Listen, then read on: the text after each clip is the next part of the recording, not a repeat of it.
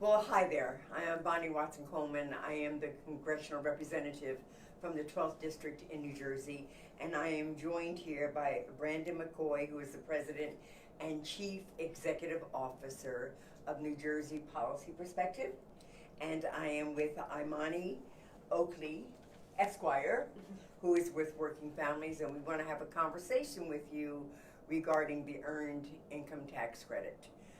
This seems to be a very rigorous time to be looking into issues that sort of elevate the conditions for those who are underpaid, poorly paid, or definitely in need of a boost. And Earned Income Tax Credit was a way of lifting up those who were already low wage earners.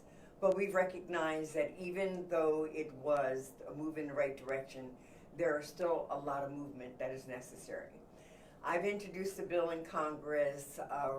Rohana has introduced a bill in Congress, and Senator Sherrod Brown has introduced a bill in the Senate, all of which deal with some aspect of the Earned Income Tax Credit. And Working Families is also working on initiatives that will foster even greater accountability and coverage of the Earned Income Tax Credit. For me personally, I've extended the eligibility to students, to full-time caregivers, and to single individuals. We've also made it possible to get the tax credit on a monthly basis and have access to a $500 one-time advance with no interest if there is a need for it. In addition to doing that, there are pieces of legislation that I am also involved with that will lower the age to 18 for eligibility, and other aspects of the Earned Income Tax Credit that would make it provide opportunities for people to elevate, to be able to go to school, to gain access to even more training. In fact, there's even consideration in making sure that those who are home healthcare aides can have access to certain benefits. So I wanted to have a conversation, bring you up to date, and I wanted Brandon and Imani to be able to share with you things that are particularly happening in New Jersey.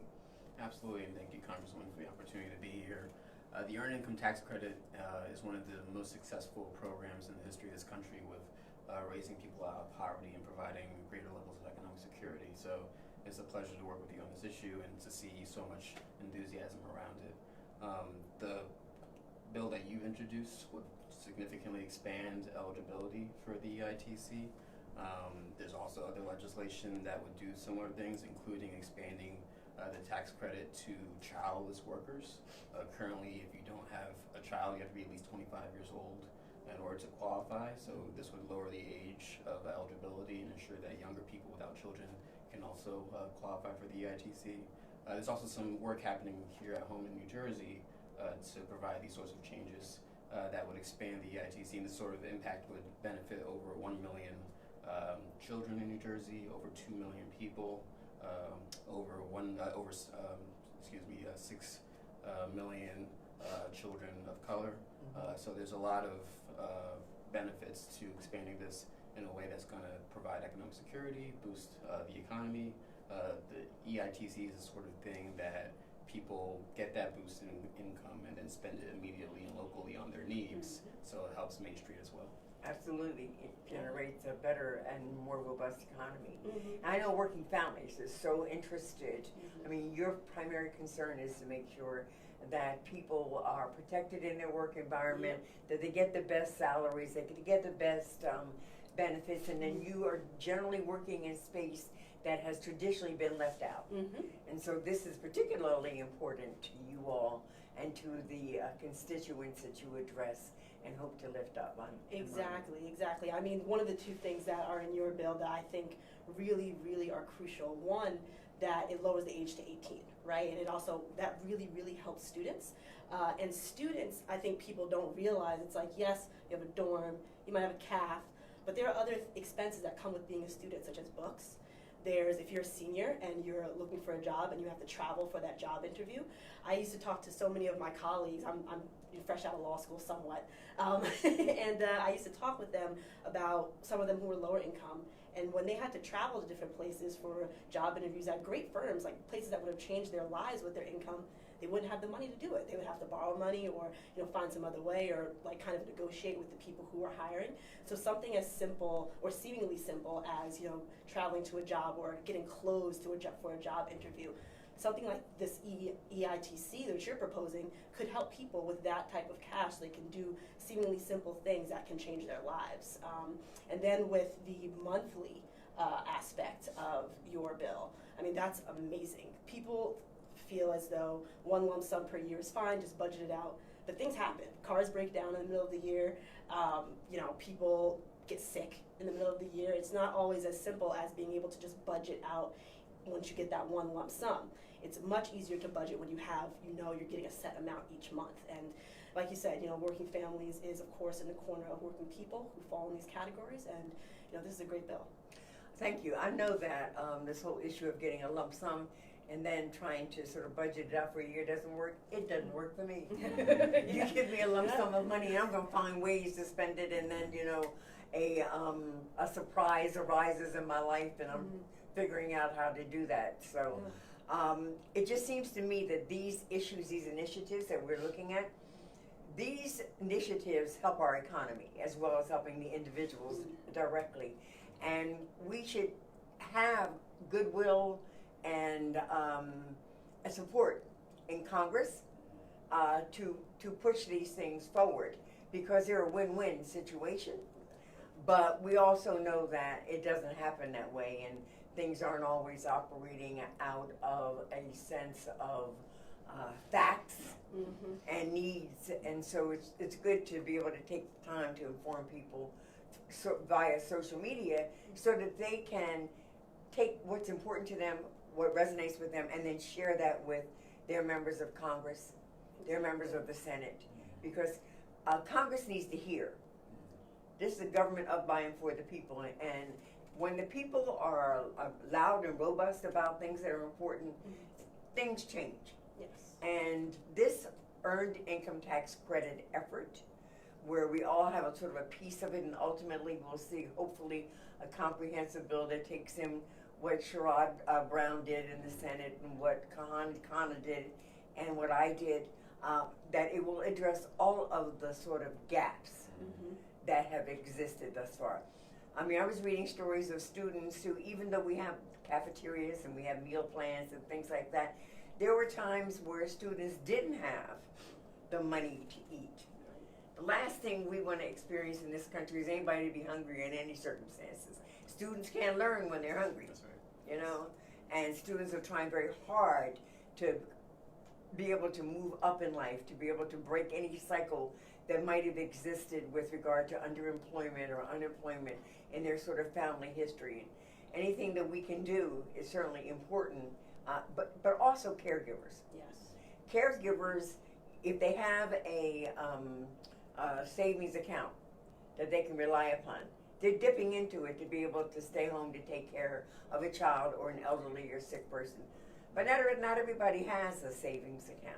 Right. And being a caregiver is a full-time job. Absolutely. And we need to recognize it for what it is. And we need to make sure that people have the capacity to be that for their loved ones. And that their loved ones are ensured that they have someone to take care of them. And if I could add on to that, being a caregiver specifically affects women very highly, and especially women of color very highly. So something as seemingly simple again as giving them this tax credit to help take care of their families would really, really help these demographics out a lot. It's something we need to be focusing on, certainly as a state and definitely as a country. And especially here in your district, which I live in your district, and I'm very happy to do so.